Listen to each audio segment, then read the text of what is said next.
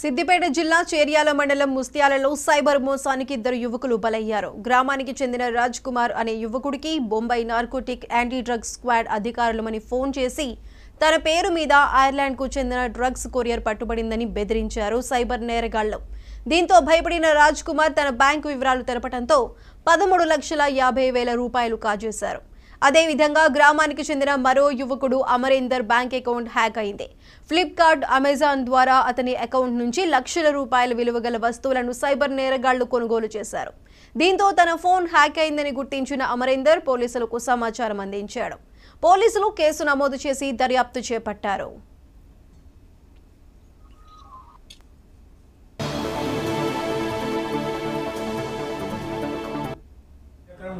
మా ఫ్రెండ్ ఫోన్లోకి వెళ్ళి వాట్సాప్కి వెళ్ళి పిఎం కిసాన్ లిస్ట్ అని ఒక వాట్సాప్ మెసేజ్ వచ్చింది. అది నేను ఓపెన్ చేయడం జరిగింది.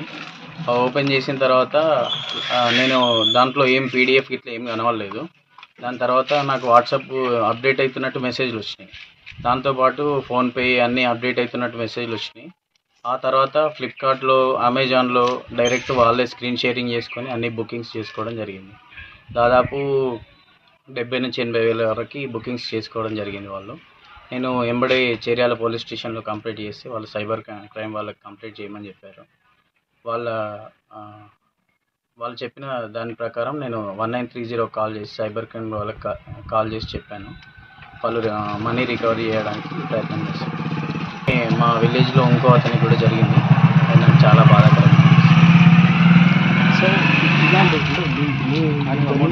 విలేజ్లో రాజ్ కుమార్ అనే వ్యక్తికి 13 lakhs వరకు అతనికి కూడా డబ్బులు ఇలానే జరగడం జరిగింది.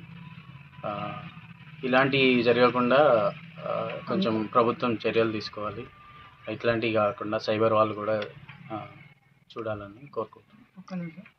ఇంకా ఎవరికి కూడా ఎలాంటి లింకులు వచ్చినా మీరు కూడా ఓపెన్ చేయకుండా ఇట్లాంటి వాట్సాప్లు చూసి ఎవరు ఓపెన్ చేయకండి. నేను చదువుకున్న వాళ్ళని నేనే బలయ్యాను. ఎవరు ఓపెన్ చేసి బలి కావద్దని